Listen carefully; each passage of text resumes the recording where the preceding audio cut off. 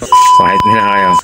Hi guys! Good morning mga idol. Nandito ulit si Kuya Brian, ang makulit na makulit. Flex ko nga lang pala sa inyo tong may puno na tumumba rito sa may tabing bahay namin. Actually, ayan o, medyo hindi na maganda yung kalagayan niya. Puno ng saging siya.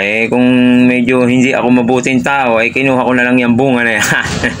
Pero masama yun. Huwag tayo nangunguha ng hindi atin.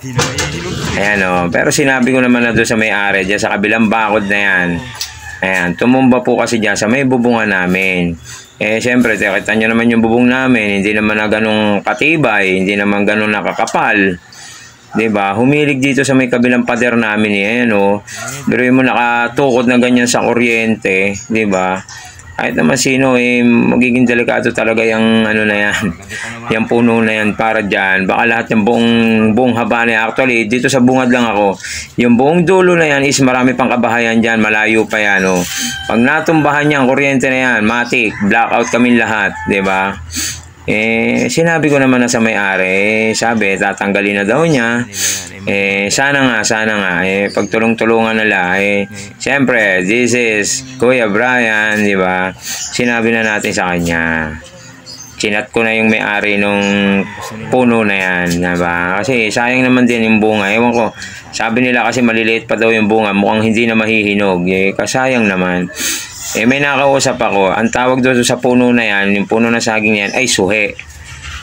Ibig sabihin pala daw, yung ugat ng kabilang puno ng saging is nagkaroon pa ng kaisang puno. Yan.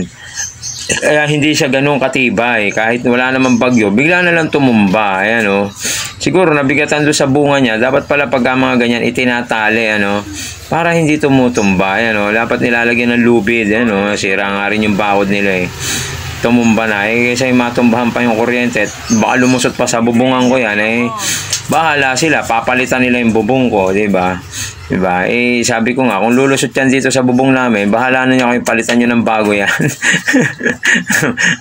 Pasimento nyo yung buong bubungan namin para matibay yan. Para kahit bumagsak yung puno nyo, hindi yan lulusot.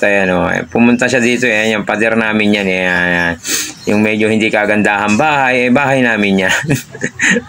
Pero at least may bahay, diba? Diba?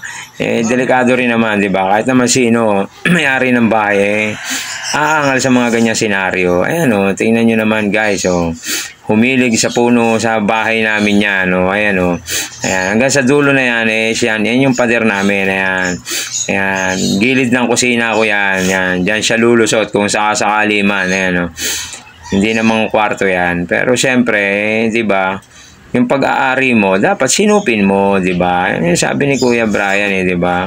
Huwag ka na nang aabala ng ibang tao. Thank you so much, guys. Good morning.